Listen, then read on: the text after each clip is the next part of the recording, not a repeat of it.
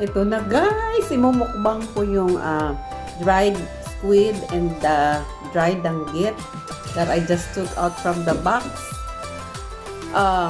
from my niece in Melbourne, Florida. Ayan, syempre galing yun sa Pinas. Ayan. So, ito na yung ibang ano niya, laman. Ayan, yung squid, dried squid, tapos yung danggit. Ninata ko na yung dalawang squid kasi ilang piraso lang naman to. Talaga inuna ko. Tapos yung danggit. Ayan. So guys, Filipinos who are abroad are really craving for this kind of food. Not all, but I know most of my kababayan who are overseas, living overseas, working overseas. Ayan. I know nami-miss nyo to, di ba guys? Yeah, so for my non-Filipino subscribers and viewers, so these are some of the foods that we really love to eat. Ayan, especially if we are here abroad, that you know we cannot or we don't have this dried squid. So it's time somebody will bring some pasalubong or a treat from the Philippines. We always look forward to have the dried fish, ayan, and some goodies, of course, like the ones I had earlier in the box, ayan. I'll put the link at the top of this video for you guys to check it out, my unboxing of my box from my niece in Melbourne, Florida. Anyway guys, kain tayo. Again, ito pa rin yung aking papaya pickles from one of the UB ladies, Ellen. Shout out Ellen, thank you so much for this papaya pickles. Much na much. Okay, the last time I had a mukbang, the leftover mukbang, I had the fried fish with this papaya pickles. And of course, my dessert is, I still have some, you know, my watermelon. Ayan. So before I eat, ayan. So, supposedly, if without this, I'm going to have the sinamakan or yung suka, the vinegar or the fermented garlic, ginger, chilies, you know, hot pepper in the cider vinegar. But since I have this papaya pickles, which has the the vinegar also. So I'm not gonna use it. I'm gonna use this instead. Okay, so instead of dipping from the vinegar, I will just eat this with the good match, the atchara or the papaya pickles. And since I've been eating this since yesterday, since the other day, since Saturday, today is Monday already, and I've been eating this. So, you know, if you kind of ask about it, if it's good, because it is like a little bit sour because of the vinegar. I love it. And I try to balance it with alkaline source. I mean, since I have all this acid from this because of the vinegar, my dessert will be watermelon, which is a best source of alkaline. Okay, disclaimer, I'm not a doctor, that's what I know. Okay, so this is alkaline, this is somewhat acidic, so at least I believe it will balance, so I'm good. Okay, so guys, let's eat. Excuse me, sorry, I'm gonna eat it with my hand, using my hand, because you cannot eat this with any utensil. You have to eat like this.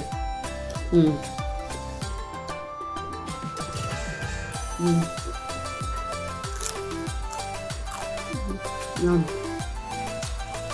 This food is really good, especially if it's raining in the Philippines. Once it is raining or it's gloomy, people there would right away look for dried fish.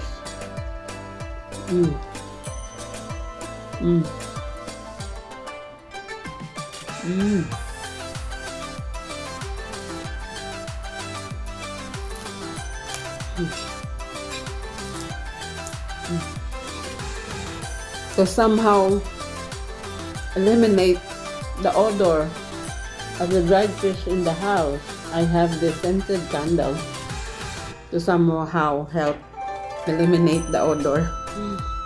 Di ko naman niluto sa loob. Before umulan, madali lang naman. Ininit ko lang yung, I just heated the oil in the pan. Then after it's really hot, then I just dip this dried squid and fish, then it's cooked. It's done because you cannot overcook this dried fish or dried squid, because otherwise, it's not gonna be, you're not gonna enjoy it anymore. So yeah, at first I'm shy. I'm gonna mukbang. I'm gonna use my hands when I eat when I eat this. No utensils, and then the world will see me how I eat like this, And I believe long time ago, our ancestors did not have the utensils at all, and they also use their hands when they eat. So why not? I'm enjoying. I use my hands thoroughly. Shout out Jocelyn, ayan, ito na rin. Niluto ko na agad. It's good because the dried squid and this dried danggit, they are not salty. It's just perfect. Sarap.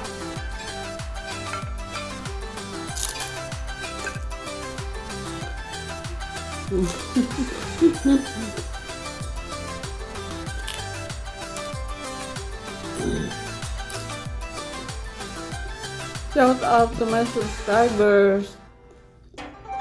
Thank you so much for all your support and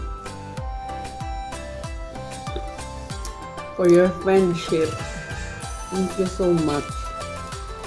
And those who are not my subscribers but still giving me support by watching my videos, thank you so much.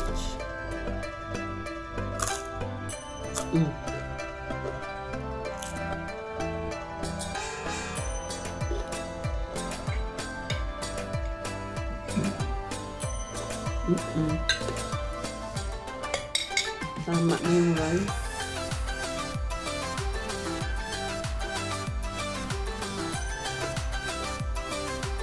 Less rice, it's good. Ito na lang.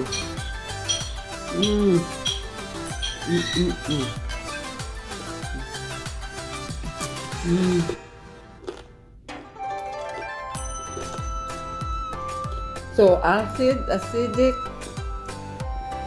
alkaline.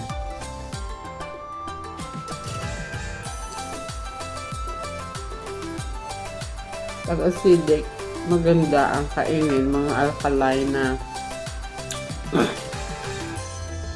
fruits. Yung mga banana, alkaline. No, I mean the melons. Cantaloupe, watermelon, cucumber, yan, avocado, banana, yan yung mga maganda sa may acid reflux. I can also have some dessert. I can also have some of the goodies from the bags, pero since I already had rice, I know it will develop into sugar, so I'm not gonna eat the sweets yet. Not this time. I will just have the watermelon to cut down the acid or the vinegar, cut down to balance it in my system.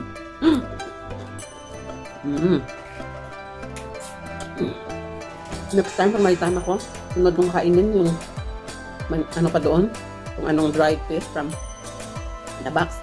And then, I will have some sweet potato salad. The sweet potato leaf salad. Pwede kong haluan ng bitter melon. Oh, guys, my bitter melon has this big na fruit. So,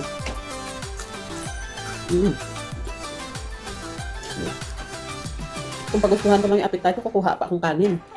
Pero wag na, tama na yan. Kasi kakain pa naman ako nitong pakwan. Pakwan or watermelon. Ayan. Shout out sa inyong lahat.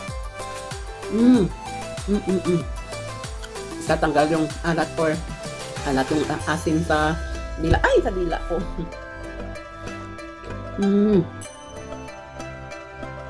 Nakaan naman ni husband is cantaloupe. My husband doesn't eat watermelon, but he loves cantaloupe. Ako naman, I like both. I can eat both. Any fruit, I guess. But most of the time, I like watermelon, especially if it's sweet and if it's cold.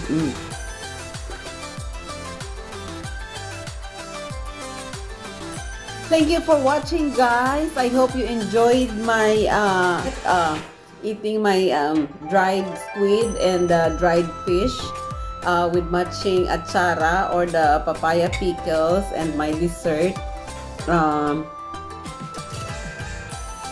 watermelon. Ayan. So I hope you like this video, guys. Please like, comment, share, and subscribe, guys, if you haven't already.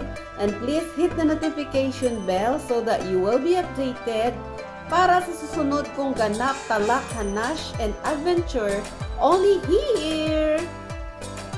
Just me and you in Florida, USA. Ayan. So again, just me and you signing off. Babush.